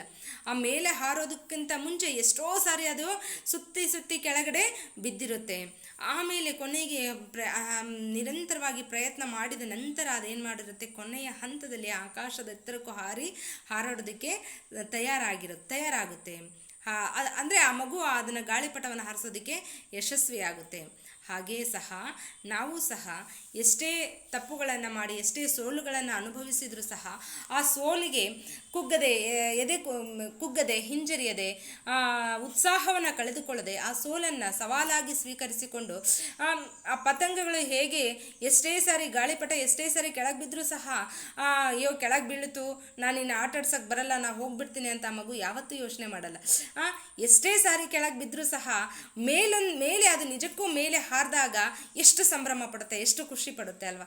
ಹಾಗೆ ಪ್ರತಿಯೊಬ್ಬ ಮನುಷ್ಯನೂ ಸಹ ತಾನು ಮಾಡುವಂಥ ಕೆಲಸದಲ್ಲಿ ಯಶಸ್ವಿಯಾದಾಗ ಆ ಸಿಗುವಂಥ ಆನಂದ ವರ್ಣಿಸೋದಕ್ಕೆ ಹೇಳೋದಕ್ಕೆ ಸಾಧ್ಯವೇ ಇಲ್ಲ. ಅದನ್ನು ಅನುಭವಿಸಬೇಕು ಅಷ್ಟೇ. ಹೇಗೆ ಮಾವಿನ ಹಣ್ಣನ್ನು ದೂರದಲ್ಲಿ ಇಟ್ಟು ಹಣ್ಣು ಯಾವ ರೀತಿಯಾಗಿದೆ, ಎಷ್ಟು ಸಿಹಿಯಾಗಿದೆ ಅಂದರೆ ನಮಗೆ ಹೇಳೋದಕ್ಕೆ ಸಾಧ್ಯ ಆಗೋದಿಲ್ಲ. ಅದನ್ನು ತಿಂದು ಅನುಭವಿಸಿದಾಗ ಮಾತ್ರ ಅದು ಎಷ್ಟು ರುಚಿಯಾಗಿದೆ, ಎಷ್ಟು ಸ್ವಾದಿಷ್ಟವಾಗಿದೆ ಅನ್ನೋದನ್ನು ಹೇಳೋದಕ್ಕೆ ಸಾಧ್ಯ. ಹಾಗೆಯೇ ಯಾವುದೇ ಒಂದು ಕೆಲಸದಲ್ಲಿ ಸಿಗುವಂಥ ಆನಂದ, ಆ ಗೆಲುವಿನಲ್ಲಿ ಸಿಗುವಂತಹ ಒಂದು ಆನಂದ, ಆ ಸಂಭ್ರಮ ಅನುಭವಿಸ್ಬೇಕೇ ಹೊರತು ಅದನ್ನು ಬಾಯಿ ಮಾತಿಂದ ಹೇಳೋದಕ್ಕೆ ಸಾಧ್ಯ ಇಲ್ಲ. ಉರು ಛೇದಕರ ಅಪ್ನ ಮುರಳಿನೇ ಘಾನ ಸೀಖಾ. ಇಲ್ಲಿ ಕವಿ ಉರುಛೇದಕರ ಅಪ್ನ, ಇಲ್ಲಿ ಕವಿ ಏನಪ್ಪ ಹೇಳ್ತಾ ಇದ್ದಾರೆ ಅಂದರೆ, ಈ ಕೊಳಲು ನಾವು ಕೊಳಲನ್ನು ನೋಡ್ತೀವಿ ಅಷ್ಟೇ. ಕೊಳಲನ್ನು ನೋಡಿದಾಗ ಎಷ್ಟು ಸುಂದರವಾಗಿದೆ, ಅದರಿಂದ ಬರುವಂಥ ನಾದ ಎಷ್ಟು ಸುಂದರವಾಗಿದೆ ಅನಿಸುತ್ತೆ. ಆದರೆ ನಿಜಕ್ಕೂ ಆ ಕೊಳಲು ಯಾವ ರೀತಿಯಾಗಿರುತ್ತೆ, ಅದು ಅಂದರೆ ಸಾಧಾರಣವಾಗಿರುವಂತಹ ಬೊಂಬು, ಅದನ್ನು ನೋಡಿದಾಗ ಇದು ಕೊಳಲಾಗುತ್ತಾ, ಇದರಿಂದ ನಾದ ಹೊಮ್ಮೋದಕ್ಕೆ ಸಾಧ್ಯನಾ ಅಂತ ನಾವು ಯಾರೂ ಸಹ ಊಹಿಸೋದಕ್ಕೆ ಸಾಧ್ಯ ಇಲ್ಲ. ಅಂದರೆ ಆ ಬಿದಿರನ್ನು ತೆಗೆದುಕೊಂಡು ನಾವು ಊದೋದಕ್ಕೆ ಹೋದರೆ ಅದರಿಂದ ನಾದವೂ ಸಹ ಬರೋದಿಲ್ಲ. ಅದೇ ಬಿದಿರನ್ನು ರಂಧ್ರವಾಗಿಸಿ ಅದನ್ನು ಕೊಳಲಿನ ಆಕಾರ ಮಾಡಿ ಅದನ್ನು ರಂಧ್ರಗಳನ್ನು ಮಾಡಿದಾಗ ಮಾತ್ರ ಅಲ್ಲೇನಾಗುತ್ತೆ, ನಾದ ಹೊಮ್ಮೋದಕ್ಕೆ ಸಾಧ್ಯ ಆಗುತ್ತೆ. ಆಗ ಇಂಥ ಸುಂದರವಾದಂಥ ಒಂದು ಕೊಳಲು ಸಿದ್ಧವಾಗುತ್ತೆ. ಅದನ್ನು ಊದಿದಾಗ ಅಂದರೆ ಅದರಿಂದ ನಾದವೂ ಸಹ ಹೊಮ್ಮೋದಕ್ಕೆ ಸಾಧ್ಯ ಆಗುತ್ತೆ. ಅಂದರೆ ಇಲ್ಲಿ ಆ ಸಾಧಾರಣವಾಗಿರುವಂಥ ಬೊಂಬು ತನ್ನ ಛೇದಕರ್ ತನ್ನ ಎದೆಯನ್ನು ಸೀಳಿ ರಂಧ್ರವನ್ನಾಗಿಸಿಕೊಂಡಾಗ ಮಾತ್ರ, ಅಷ್ಟೊಂದು ಕಷ್ಟವನ್ನು ಪಟ್ಟಾಗ ಮಾತ್ರ ಆ ಕೊಳಲಾಗೋದಕ್ಕೆ ಸಾಧ್ಯ ಆಯಿತು ಆ ಸಾಧಾರಣ ಬೊಂಬಿಗೆ. ಇಲ್ಲಿ ಒಂದು ಚಿಕ್ಕದಾದಂಥ ಒಂದು ಕಥೆಯನ್ನು ಸಹ ನಿಮ್ಮ ಮುಂದೆ ಹೇಳ್ಬೋದು. ಒಬ್ಬ ಶಿಲ್ಪಿ ಒಂದು ದೇವಸ್ಥಾನವನ್ನು ಕಟ್ಟಬೇಕಾದಂಥ ಸಂದರ್ಭದಲ್ಲಿ ಏನು ಮಾಡ್ತಾನೆ, ಕಲ್ಲುಗಳನ್ನು ಆಯ್ಕೆ ಮಾಡ್ಕೊಳ್ತಾನೆ. ಆಯ್ಕೆ ಮಾಡಿಕೊಂಡಾಗ ಆ ಉಳಿ ಪೆಟ್ಟಿನ ಹೊಡೆತಕ್ಕೆ ಹೆದರಿದಂಥ ಕಲ್ಲು ಏನಾಗುತ್ತೆ, ಹೊರಗಿನ ಗರ್ಭಗುಡಿಯ ಹೊರಗಡೆ ಹಾಸುಗಲ್ಲಾಗುತ್ತೆ, ಅಂದರೆ ಜನ ಓಡಾಡುವಂಥ ಕಲ್ಲಾಗುತ್ತೆ. ಅದರಲ್ಲೇ ಒಂದು ಸ್ವಲ್ಪ ಪೆಟ್ಟನ್ನು ತಿಂದಂಥ, ಸ್ವಲ್ಪ ಸಹಿಸಿಕೊಂಡಂಥ ಆ ಕಲ್ಲು ಕಂಬಗಳಾಗ್ತವೆ. ಎಲ್ಲ ಉಳಿಪಟ್ಟಗಳನ್ನು ಸಹಿಸಿಕೊಂಡಿರುವಂತಹ ಕಲ್ಲು ದೇವರ ಮೂರ್ತಿಯಾಗಿ ಎಲ್ಲರ ಪೂಜೆಗೂ ಸಹ ಅರ್ಹವಾಗಿರುತ್ತೆ. ಎಲ್ಲರೂ ಗೌರವದಿಂದ ಪೂಜ್ಯ ಭಾವನೆಯಿಂದ ನೋಡುವಂಥ ಸ್ಥಾನವನ್ನು ಅದು ಪಡ್ಕೊಳ್ಳುತ್ತೆ. ಹಾಗೆ ಮನುಷ್ಯನ ಹಾಗೆ ಈ ಕೊಳಲು ಸಹ ಒಂದು ಸಾಧಾರಣವಾಗಿರುವಂತಹ ಬೊಂಬು ಆ ರಂಧ್ರಗಳನ್ನು ಕೊರಿಬೇಕಾದಾಗ ಆಗುವಂಥ ನೋವನ್ನೆಲ್ಲ ಸಹಿಸಿಕೊಂಡಿದ್ದಕ್ಕೆ ಅದು ಕೊಳಲಾಗಿ ಮಾರ್ಪಾಡಾಯಿತು. ಹಾಗೆ ಮನುಷ್ಯನ ಜೀವನದಲ್ಲೂ ಸಹ ಕಷ್ಟಗಳು ಸಾಮಾನ್ಯ. ಆ ಕಷ್ಟಗಳನ್ನು ಎದುರಿಸಿದರೆ ಮಾತ್ರ ಹೇಗೆ ಕೊಳಲಿನಿಂದ ನಾದ ಹೊಮ್ಮುತ್ತೋ ಹಾಗೆ ಮನುಷ್ಯನ ಜ್ಞಾನವೂ ಸಹ, ಅವನು ಜ್ಞಾನವಂತನಾಗೋದಕ್ಕೆ ಸಾಧ್ಯ. ಅವನ ಬಾಯಿಂದ ಬರುವಂತಹ ಮಾತುಗಳು ಸುಮಧುರವಾಗೋದಕ್ಕೆ ಸಾಧ್ಯ. ಅವನ ಆಲೋಚನೆಗಳು ಪರಿಶುದ್ಧವಾಗೋದಕ್ಕೆ ಸಾಧ್ಯ. ಆ ಕೊಳಲಿನ ನಾದದಂತೆ ಆತನ ಕೆಲಸಗಳು ಸಹ ಪರಿಶುದ್ಧವಾಗಿ ಪರಿಪೂರ್ಣವಾಗಿ ಇನ್ನೊಬ್ಬರ ಏಳಿಗೆಗಾಗಿ, ಇನ್ನೊಬ್ಬರ ಒಂದು ಶ್ರೇಯೋಭಿವೃದ್ಧಿಗಾಗಿ ಮಾಡುವಂಥ ಕೆಲಸಗಳಾಗೋದಕ್ಕೆ ಸಾಧ್ಯ, ಇನ್ನೊಬ್ಬರ ಕಲ್ಯಾಣಕ್ಕಾಗಿ ಮಾಡುವಂಥ ಕೆಲಸಗಳಾಗೋದಕ್ಕೆ ಸಾಧ್ಯ. ಹಾಗಾಗಿ ಎಲ್ಲ ಕಷ್ಟಗಳನ್ನು, ತೊಂದರೆಗಳನ್ನು ನಾವು ಸಹಿಸಿಕೊಂಡು ಅದನ್ನು ಮೇಲೆ ಹೇಳೋದಕ್ಕೆ ಪ್ರಯತ್ನ ಪಡಬೇಕು ಅನ್ನೋದೇ ಇಲ್ಲಿ ಕವಿಯ ಆಶಯ ಆಗಿರುತ್ತೆ. ಒಟ್ಟಾರೆಯಾಗಿ ಪದ್ಯದ कुल मिलाकर हम ये कह सकते हैं कि पतंग चक्कर खाकर ही ऊपर चढ़ना सीखता है, मुरली अपना उर छेद कर गाना गाने को सीखा है. ಇಲ್ಲಿ ಕೊನೆಯದಾಗಿ ನಾವು ಈ ಪದ್ಯದ ಈ ನುಡಿಯ ಭಾವಾರ್ಥ ಏನಂತ ಹೇಳ್ಬೋದು ಅಂದರೆ, ಪತಂಗ್ ಚಕ್ಕರ್ ಹಾಕಾಕರ್ ಹಿ, ಗಾಳಿಪಟ ಅನೇಕ ಸುತ್ತುಗಳನ್ನು ಸುತ್ತು ಹೊಡೆದು ಕೆಳಗಡೆ ಬಿದ್ದು ಆಮೇಲೆ ಅವಾಗ ಆಕಾಶದಲ್ಲಿ ಹಾರೋದಕ್ಕೆ ಕಲಿಯುತ್ತೆ. ಒಂದು ಕೊಳಲು ತನ್ನ ಹೃದಯವನ್ನು ಸೀಳಿ ರಂಧ್ರಗಳನ್ನಾಗಿಸಿಕೊಂಡಾದ ನಂತರವೇ ಹಾಡನ್ನು ಹಾಡೋದಕ್ಕೆ ಸಾಧ್ಯ, ಅಂದರೆ ಆ ನಾದವನ್ನು ಹೊಮ್ಮಿಸೋದಕ್ಕೆ ಸಾಧ್ಯ. ಹಾಗೆ ಮನುಷ್ಯ ಕಷ್ಟಪಟ್ಟಾಗ ಮಾತ್ರ ಏನಾದರೂ ಸಾಧನೆ ಮಾಡೋದಕ್ಕೆ ಸಾಧ್ಯ. ಯಾವ ವ್ಯಕ್ತಿ ಪರಿಶ್ರಮ ಪಡೋದಿಲ್ವೋ ಅವನಲ್ಲಿ ಯಾವುದೇ ಹೊಸ ಆಲೋಚನೆಗಳು ಇರೋದಿಲ್ಲ. ಅವನೊಂದು ರೀತಿಯ ತುಕ್ಕು ಹಿಡಿದ ಸೈಕಲಿನಂತೆ, ತುಕ್ಕು ಹಿಡಿದ ವಸ್ತುವಿನಂತೆ ಆತನ ಜ್ಞಾನವೂ ಸಹ ಅಲ್ಲಿಗೆ ನಿಲ್ಲುತ್ತೆ. ಆತನ ಅಂದರೆ ಯಾವುದೇ ಕೆಲಸಗಳಿಗೂ ಸಹ ಬಾರದೇ ಇರುವಂಥ ನಿಷ್ಪ್ರಯೋಜಕನಾಗಿಯೂ ಸಹ ಅವನು ಪರಿವರ್ತನೆ ಹೊಂದಬಲ್ಲ. ಹಾಗಾಗಿ ಕಷ್ಟಗಳಿಗೆ ಹೆದರದೇನೆ ನಾವು ಮಾನಸಿಕವಾಗಿ ಧೈರ್ಯವಂತರಾಗಿ ಕಷ್ಟಗಳನ್ನು ಸ್ವೀಕರಿಸಿಕೊಂಡು ಅವುಗಳಿಂದ ಹೊರಬರುವಂತಹ ದಾರಿಯನ್ನು ಹುಡುಕಿಕೊಂಡು ಯಶಸ್ಸನ್ನು ಪಡೆಯೋದಕ್ಕಾಗಿ ಸ್ವತಃ ನಾವೇ ಪ್ರಯತ್ನ पड़बेको। ये था इस कविता के दूसरी पंक्ति का विवरण। तो आइए बच्चों, अब मैं इस कविता की तीसरी पंक्ति की ओर जाती हूँ और तीसरी पंक्ति का वाचन करती हूँ। आप उसका अनुकरण करेंगे। आप ठीक तरह से अपने अपने किताब में देख लीजिए। मिठ मिठ कर वारिधरों ने पानी बरसाना सीखा, मिठ मिठ कर वारिधरों ने पानी बरसाना सीखा, तरो गिरिवर से गिर गिर कर नदियों ने बहना सीखा, तरो गिरिवर से गिर गिर कर नदियों ने बहना सीखा। कवि यहाँ पर क्या कहना चाहते हैं कि मिट मिट कर वारिधरों ने पानी ಬರಸಾನ सीखा। ಮಕ್ಕಳೇ, ನೀವೆಲ್ಲ ಆಕಾಶದಲ್ಲಿ ನೋಡಿರ್ತೀರಲ್ವ ಮೋಡಗಳಾಗಿರೋದನ್ನ. ಆ ಮೋಡಗಳು ಒಂದಕ್ಕೊಂದು ಘರ್ಷಿಸಿ ಮೋಡಗಳು ಹನಿ ಹನಿ ಹನಿ ಹನಿಯಾಗಿ ನೀರನ್ನು ಸುರಿಸೋದಕ್ಕೆ ಸಾಧ್ಯ. ಮೋಡಗಳು ಕರಗಿ ಮಳೆ ಹನಿಯ ರೂಪದಲ್ಲಿ ಮತ್ತೆ ಭೂಮಿಯನ್ನು ತಲುಪ್ತವೆ. ಹಾಗೆ ಮನುಷ್ಯನು ಸಹ ತರು ಗಿರಿವರ್ಸೆ ಗಿರಿಗಿರಿಕರ ನದಿಯೋನೆ ಬಹನಾ ಸೀಖಾ. ಯಾವ ರೀತಿಯಾಗಿ ಮೋಡಗಳು ಕರಗಿ ಮಳೆಯನ್ನು ಸುರಿಸ್ತವೋ ಅದೇ ರೀತಿಯಾಗಿ ಸಹ ಮನುಷ್ಯನು ಸಹ ಕಷ್ಟಗಳನ್ನು ಸಹಿಸಿಕೊಂಡಾಗ ಮಾತ್ರ ವಿಜಯದ ಮಾಲೆಯನ್ನು ಧರಿಸೋದಕ್ಕೆ ಸಾಧ್ಯ. ಆ ವಿಜಯದ ಮಾಲೆಯನ್ನು ಧರಿಸಿದಾಗ ಮಾತ್ರ ತಾನೂ ಸಂತೋಷಪಟ್ಟು ತನ್ನವರನ್ನೂ ಸಹ ಸಂತೋಷಪಡಿಸೋದಕ್ಕೆ ಸಾಧ್ಯ. ಮಳೆಯ ರೂಪದಲ್ಲಿ ಯಾವ ರೀತಿಯಾಗಿ ಮೋಡಗಳ ಕರಗಿ ಮಳೆಯನ್ನು ಸುರಿಸಿ ಭೂಮಿಯ ಮೇಲಿರುವಂಥ ಎಲ್ಲ ಬೆಳೆಯನ್ನು ಫಸಲನ್ನು ಯೋಗ್ಯ ಫಸಲನ್ನಾಗಿ ಮಾಡೋದಕ್ಕೆ ಸಾಧ್ಯನೋ, ಸುಂದರವಾದಂಥ ವಾತಾವರಣವನ್ನು ಮಳೆಯಿಂದಲೇ ಮಾತ್ರ ಕಲ್ಪಿಸೋದಕ್ಕೆ ಸಾಧ್ಯ. ಮಳೆ ಇಲ್ಲದೆ ಹೋದರೆ ಇಡೀ ಭೂಮಂಡಲವೇ ಬಂಜರ ಆಗುತ್ತೆ. ಎಲ್ಲೂ ಸಹ ನಾವು ಹಸಿರನ್ನು ಕಾಣೋದಕ್ಕೆ ಸಾಧ್ಯ ಇಲ್ಲ. ಮಳೆ ಇದ್ದರೆ ಮಾತ್ರ ಹಸಿರು, ಹಸಿರಿದ್ರೆ ಮಾತ್ರ ಉಸಿರು. ಹಾಗೆಯೇ ಮನುಷ್ಯ ಕಷ್ಟಗಳನ್ನು ಸಹಿಸಿದಾಗ ಮಾತ್ರ ವಿಜಯಶಾಲಿ ಆಗೋದಕ್ಕೆ ಸಾಧ್ಯ. ವಿಜಯಶಾಲಿ ಆದಾಗ ಮಾತ್ರ ಅವನು ಜ್ಞಾನವಂತನಾಗಿ ಹೃದಯವಂತನಾಗಿ ತನ್ನ ಏಳಿಗೆಯ ಜೊತೆ ತನ್ನ ಒಂದು ಖುಷಿಯ ಜೊತೆ ತನ್ನವರ ಖುಷಿಯನ್ನು ಬಯಸೋದಕ್ಕೆ, ತನ್ನವರಿಗೆ ಖುಷಿಯನ್ನು ನೀಡೋದಕ್ಕೆ ಸಾಧ್ಯ.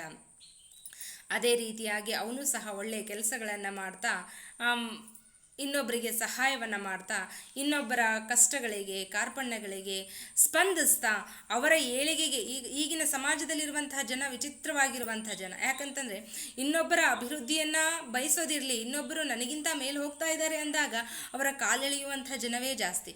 ಆದ್ದರಿಂದ ಇಲ್ಲಿ ಕವಿ ಏನಪ್ಪ ಹೇಳ್ತಾ ಇದ್ದಾರೆ ಅಂದರೆ, ಕಾಲು ಎಳೆಯೋದಕ್ಕಿಂತ ಕೈಯನ್ನು ಎಳಿ, ನಿನ್ನ ಜೊತೆಗೆ ಜಗತ್ತು ಸಹ ಅಭಿವೃದ್ಧಿಯನ್ನು ಹೊಂದುತ್ತೆ ಅಂತ. ಹಾಗೆ ನಾವು ಸಹ ಕಾಲೆಳೆಯುವಂಥ ಬುದ್ಧಿಯನ್ನು ಕಲಿಬಾರ್ದು, ಕೈ ಎಳೆಯುವಂಥ ಬುದ್ಧಿಯನ್ನು ಕಲಿಬೇಕಂದ್ರೆ ನನ್ನ ಜೊತೆಗೆ ನೀನು ಮೇಲ್ಬಾ ಅಂತ ಆತನ ಕೈಯನ್ನು, ಕೆಳಗಿರುವಂಥ ವ್ಯಕ್ತಿಯ ಕೈಯನ್ನು ಹಿಡಿದು ಎಳಿಬೇಕು. ಅವನ ಜೊತೆ ಮೇಲೆತ್ತೋದಕ್ಕೆ ಪ್ರಯತ್ನ ಪಡಬೇಕು. ಆಗ ಯಾವ ರೀತಿಯಾಗಿ ಮಳೆ ಹನಿ ಭೂಮಿಯನ್ನು ಸ್ಪರ್ಶಿಸಿದಾಗ ಇಡೀ ಭೂಮಿ ಸುಂದರವಾಗಿರುತ್ತೋ ಹಾಗೆ ನೀವು ಸಹ ಮಕ್ಕಳೇ, ನೀವು ಸಹ ಮೇಲಾಧಿಕಾರಿಗಳಾದಾಗ, ನಿಮ್ಮ ಗುರಿಯನ್ನು ತಲುಪಿ ಸಾಧನೆಯನ್ನು ಮಾಡಿದಾಗ ನಿನ್ನ ಗುರಿ ತಲುಪೋದಕ್ಕೆ ಸಹಾಯವಾದವರನ್ನು ಯಾವತ್ತೂ ಸಹ ಮರಿಬೇಡಿ. ಅವರಿಗೂ ಸಹ ನಿಮ್ಮ ಸಹಾಯ ಹಸ್ತವನ್ನು ಚಾಚಿರಿ ಅನ್ನೋದು ಕವಿಯ ಒಂದು ಬಯಕೆ, ಕವಿಯ ಒಂದು ಹೆಬ್ಬಯಕೆ. ಅದೇ ಈ ಕವಿತೆಯ ಭಾವಾರ್ಥದ ತಿರುಳು. ಇದನ್ನೆಲ್ಲ ನಾವು ಅರ್ಥ ಮಾಡಿಕೊಂಡು ಅದನ್ನು ನಮ್ಮ ಜೀವನದಲ್ಲಿ ಅಳವಡಿಸಿಕೊಳ್ಬೇಕನ್ನೋದೇ ಕವಿಯ ಉದ್ದೇಶ. तरो गिरिवर से गिर गिर कर नदियों ने बहना सीखा। नदी पर्वत में उगम होते हैं और उस पर्वत से नीचे बहते समय अनेक पर्वत, अनेक गिरी, अनेक तरु यानी वृक्ष, अनेक वृक्षों को पार करके अंत में बहते बहते सागर तक पहुंच जाता है. ಇಲ್ಲಿ ನದಿ ಯಾವುದೇ ಪರ್ವತಗಳಲ್ಲಿ, ನದಿಗಳ ಉಗಮ ಸ್ಥಾನ ಹೆಚ್ಚಾಗಿ ಪರ್ವತಗಳೇ. ಆ ಪರ್ವತದಲ್ಲಿ ಉಗಮವಾದರೂ ಸಹ ನದಿ ಆ ಪರ್ವತದಿಂದ ಕೆಳಗರಿದು ಧುಮುಕುವಂಥ ಸಂದರ್ಭದಲ್ಲಿ ಅನೇಕ ಬೆಟ್ಟ ಗುಡ್ಡ, ಆಮೇಲೆ ಮರಗಳನ್ನು ದಾಟಿ ಅವುಗಳನ್ನೆಲ್ಲ ದಾಟಿ ಅದು ಕೆಳಗಡೆ ಭೂಮಿಯನ್ನು ಸ್ಪರ್ಶಿಸಬೇಕು. ಅಕಸ್ಮಾತ್ತಾಗಿ ಆ ನದಿ ಹೆದರ್ಕೊಂಡು, ಅಬ್ಬಾ ನಾನು ಇಷ್ಟೊಂದು ಪರ್ವತಗಳನ್ನು ದಾಟಿ ಇಷ್ಟೊಂದು ಎತ್ತರದಿಂದ ಕೆಳಗೆ ಧುಮುಕ್ಬೇಕಾ, ಇಷ್ಟೆಲ್ಲ ದಪ್ಪವಾಗಿರುವಂಥ ಮರಗಳನ್ನು ದಾಟ್ಕೊಂಡು ನಾನು ಹರಿಬೇಕಾ ಅಂತ ಒಂದು ಸಲ ಭಯ ಪಟ್ಕೊಂಡು ಕೂತ್ಕೊಂಡಿದ್ರೆ ಜಗತ್ತು ಹೆಂಗಿರ್ತಾ ಇತ್ತು? ಅದನ್ನು ಕಲ್ಪಿಸ್ಕೊಳ್ಳೋದಕ್ಕೂ ಅಸಾಧ್ಯ ಅಲ್ವಾ? ಹಾಗೆ ಮನುಷ್ಯನು ಸಹ ಜೀವನದಲ್ಲಿ ಕಷ್ಟ ಸುಖ ಅನ್ನೋದು ಒಂದೇ ನಾಣ್ಯದ ಎರಡು ಮುಖಗಳಿದ್ದಂತೆ. ಯಾವ ರೀತಿ ನಾವು ಸುಖಗಳನ್ನು ಸ್ವೀಕರಿಸ್ತೀವೋ, ಖುಷಿಯನ್ನು ಸ್ವೀಕರಿಸ್ತೀವೋ ಅದೇ ರೀತಿ ಕಷ್ಟವನ್ನು ಸ್ವೀಕರಿಸುವಂತಹ ಮನೋಭಾವವನ್ನು ಬೆಳೆಸ್ಕೊಳ್ಬೇಕು. ಯಾವ ರೀತಿ ನದಿ ಆ ಪರ್ವತದಿಂದ ಅಷ್ಟೊಂದು ಎತ್ತರದಿಂದ ಕೆಳಗೆ ಧುಮುಕೋದಕ್ಕೆ ಹೆದರೋದಿಲ್ವೋ ಹಾಗೆ ಮಕ್ಕಳೇ ನಾವು ಸಹ ಕಷ್ಟಗಳಿಗೆ ಯಾವತ್ತೂ ಹೆದರಬಾರ್ದು. ನಾವು ಹೆದರ್ಕೊಂಡ್ರೆ ಆ ಕಷ್ಟಗಳು ನಮ್ಮನ್ನು ಇನ್ನೂ ಭಯಭೀತಕ್ಕೊಳಗಾಗಿಸ್ತವೆ, ಇನ್ನೂ ಭಯಪಡಿಸ್ತವೆ, ಇನ್ನೂ ಹೆದರ್ತೀವಿ, ನಾವು ಇನ್ನೂ ಆ ಪ್ರಪಾತಕ್ಕೆ ಬೀಳ್ತೀವಿ. ಆದ್ದರಿಂದ ಆ ಕಷ್ಟಗಳಿಗೆ ಹೆದರದೆ ನದಿ ಯಾವ ರೀತಿಯಾಗಿ ಧೈರ್ಯವಾಗಿ ಮುನ್ನುಗ್ಗುತ್ತೋ ಅದೇ ರೀತಿಯಾಗಿ ನಾವು ಕಷ್ಟಗಳಿಗೆ ಹೆದರದೇನೆ ಆ ಕಷ್ಟಗಳನ್ನೇ ನಾವು ಹೆದರಿಸಿ ಮುನ್ನುಗ್ಗಬೇಕು, ಗುರಿಯನ್ನು ಸಾಧಿಸಬೇಕು. अंत में हम ये कह सकते हैं कि बादल मिटकर ही पानी बरसाने को सीखा है. ಅಂದರೆ ಮೋಡಗಳು ಕರಗಿನೇ ನೀರನ್ನು ಸುರಿಸೋದಕ್ಕೆ ಸಾಧ್ಯ. ಮೋಡಗಳು ಹಾಗೆ ಗಟ್ಟಿಯಾಗಿದ್ದರೆ ನೀರು ಸುರಿಯೋದಿಲ್ಲ. ಹಾಗೆ ನಾವು ಕಷ್ಟಗಳಿಗೆ ಹೆದರಿದರೆ ಏನೂ ಮಾಡೋದಕ್ಕೆ ಸಾಧ್ಯ ಆಗೋದಿಲ್ಲ. ಕಷ್ಟಗಳಿಗೆ ಹೆದರದೇನೆ ನಾವು ಎಲ್ಲದಕ್ಕೂ ಸಹ ಬೇರೆ ಮನಸ್ಸನ್ನು ಗಟ್ಟಿ ಮಾಡಿಕೊಂಡು ಎಲ್ಲದಕ್ಕೂ ಸಿದ್ಧ ಅಂತ ಮುನ್ನುಗ್ಗಿದ್ರೆ ಮಾತ್ರ ಏನಾಗುತ್ತೆ, ಅಲ್ಲಿ ಗೆಲುವನ್ನು ಸಾಧಿಸೋದಕ್ಕೆ ಸಾಧ್ಯ. ಹಾಗೆ ಮೋಡಗಳು ಯಾವ ರೀತಿಯಾಗಿ ಕರಗುತ್ತವೋ ಹಾಗೆ ನಾವು ಇನ್ನೊಬ್ಬರ ಕಷ್ಟಗಳನ್ನು ನೋಡಿದಾಗ ನಮ್ಮ ಮನಸ್ಸು ಸಹ ಕರಗುವಂತಹ ಮನೋಭಾವನೆಯನ್ನು ಬೆಳೆಸ್ಕೊಳ್ಬೇಕು. ಅಂದಾಗ ಮಾತ್ರ ಸುಂದರವಾದಂಥ ಸುಖ ಜೀವನವನ್ನು ನಡೆಸೋದಕ್ಕೆ ಸಾಧ್ಯ ಆಗುತ್ತೆ. ನದಿ ತರು ಅವ್ರ ಗಿರಿಸೆ ಗಿರ್ಕರ್ ಬಹನೆ ಕೋ ಸೀಖಾ. ನದಿಗಳು ಬೆಟ್ಟ ಗುಡ್ಡ ಮತ್ತು ಪರ್ವತಗಳನ್ನು ದಾಟಿ ಅನೇಕ ವೃಕ್ಷಗಳನ್ನು ದಾಟಿದ ಮೇಲೇ ಕೆಳಗಡೆ ಭೂಮಿಯ ಮೇಲೆ ಹರಿಯೋದಕ್ಕೆ ಸಾಧ್ಯ. ಹಾಗೆ ಕಷ್ಟಗಳನ್ನು ದಾಟಿದ ಮೇಲೇ ವಿಜಯಮಾಲೆಯನ್ನು ಧರಿಸೋದಕ್ಕೆ ಸಾಧ್ಯ. ಹಾಗೆಯೇ ಮಕ್ಕಳೇ, ವಿಜಯಮಾಲೆ ಯಾವತ್ತೂ ನಮ್ಮ ಕೊರಳಿಗೆ ಬೀಳೋದಿಲ್ಲ. ಪ್ರಯತ್ನ ಪಟ್ಟವರಿಗೆ ಮಾತ್ರ ಗೆಲುವಿನ ಹಾರ, ಪ್ರಯತ್ನಿಸದೇ ಇರುವಂಥವರಿಗೆ ಯಾವತ್ತಿದ್ರೂ ಯಾವ ಹಾರವೂ ಸಹ ಇಲ್ಲ. ಅವರು ಗೆದ್ದವರ ಬಾಲವನ್ನು ಇಟ್ಕೊಂಡು ಗೆದ್ದವರಿಗೆ ದಾಸರಾಗಿ ಕೈ ಕಟ್ಕೊಂಡು ಅವರಿಗೆ ಬೆನ್ನನ್ನು ಬಾಗಿಸ್ಕೊಂಡು ನಿಲ್ಲಬೇಕಾದಂಥ ಪರಿಸ್ಥಿತಿ ಬರುತ್ತೆ ಹೊರತು ಅವರು ವಿಜಯಶಾಲಿಗಳಾಗಿ ಎಲ್ಲರ ಸಮ್ಮುಖದಲ್ಲಿ ಹೆಮ್ಮೆಯ ಪುತ್ರರಾಗಿ ಮೆರೆಯೋದಕ್ಕೆ ಸಾಧ್ಯವೇ ಆಗೋದಿಲ್ಲ. ಯಾರು ಪ್ರಯತ್ನಪಟ್ಟು ಗುರಿಯನ್ನು ಸಾಧಿಸರೋ ಅವರು ಈ ರೀತಿಯಾಗಿ ವಿಜಯಶಾಲಿಯಾಗಿ ಸ್ವಚ್ಛಂದವಾಗಿ ಸ್ವತಂತ್ರವಾಗಿ ಹಾರಾಡೋದಕ್ಕೆ ಸಾಧ್ಯ, ಸ್ವತಂತ್ರವಾಗಿರೋದಕ್ಕೆ ಸಾಧ್ಯ, ಖುಷಿಯಿಂದ ಸಂಭ್ರಮದಿಂದ ಇರೋದಕ್ಕೆ ಸಾಧ್ಯ. ಗೆಲುವು ಯಾವಾಗ ಸಾಧ್ಯ? ಕಷ್ಟಪಟ್ಟವರಿಗೆ ಮಾತ್ರ ಸಾಧ್ಯ, ಪರಿಶ್ರಮ ಪಟ್ಟವರಿಗೆ ಮಾತ್ರ ಗೆಲುವು ಸಾಧ್ಯ. ಯಾರು ಕಷ್ಟಪಡ್ತಾರೋ ಅವ್ರು ಮಾತ್ರ ಗೆಲ್ಲೋದಕ್ಕೆ ಸಾಧ್ಯ. ये था इस कविता का भावार्थ. तो बच्चों, मैं समझती हूँ, आशा करती हूँ आप सभी को यह कविता बहुत पसंद आया होगा और आप अच्छी तरह समझ लिए होंगे कि इस कविता का भावार्थ क्या है और इस कविता में दिए हुए अंशों के अनुसार आपको आपके जीवन में किन किन नियमों का पालन करना चाहिए. मैं समझती हूँ ज़रूर उन सभी का पालन आप अवश्य अपने अपने जीवन में कर लेंगे. तो अवसर दिए गए आप सभी को मेरी ओर से धन्यवाद.